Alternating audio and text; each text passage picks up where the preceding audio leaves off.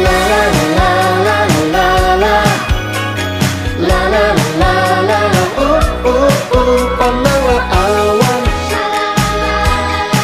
di atas bintang-bintang di sana. Hello everyone, my name is Sabrina Gaisania Sibuan and I will talk about the psychology of decision making with my friend Amalia Putri Cahyani. So let's start. That every day we make countless decisions, from small one like what to eat to big one like choosing a career. But have you ever wondered how we actually make those decisions? In psychology, it's been found that we don't always make decisions logically. Our brain often uses shortcuts called heuristics. These are mental rules that help us make fast or choices without using too much effort. For example, when we're shopping, we might choose the most popular product just because many people bought it. That's a shortcut. And sometimes it works, but not always. Heuristics can lead to cognitive biases or errors in thinking. Some common ones are confirmation bias. We only look for information that supports what we already believe and ignore other facts. So we can think long term, don't just focus on now, think about what will happen later.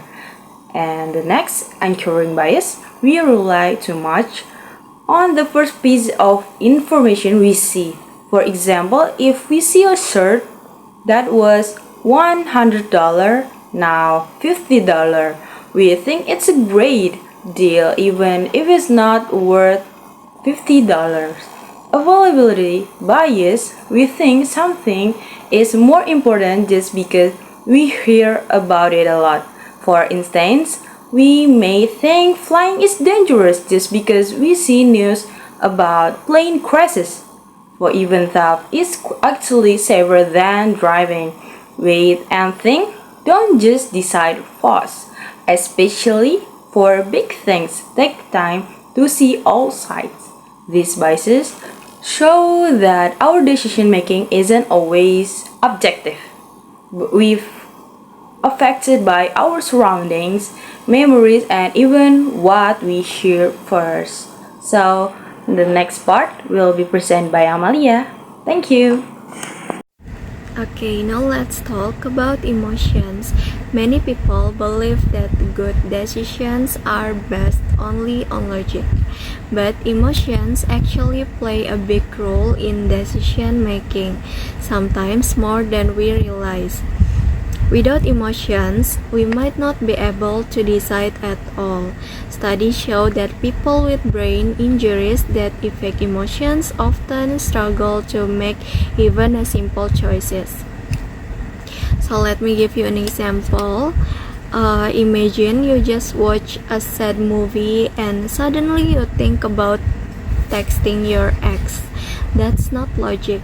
It is emotions making decisions. But emotions are not always bad. They help us in emergency situations. The key is to be aware of when emotions influence our choices too much. So, how can we make a better decisions? Here are some simple strategies. First of all, you have to slow down. Take your time, especially when making important choices. Second, ask yourself why. Understand your real reason behind your choices. Like, is it pressure, habit, or something you truly want? Next, see different perspective. Try to imagine what advice you give to friends in your situations. Write pros and cons. This helps you to see the bigger picture so you don't have to make an impulsive thing. Last but not least, avoid emotional decisions. If you are angry, sad, or too excited, wait until you feel calm.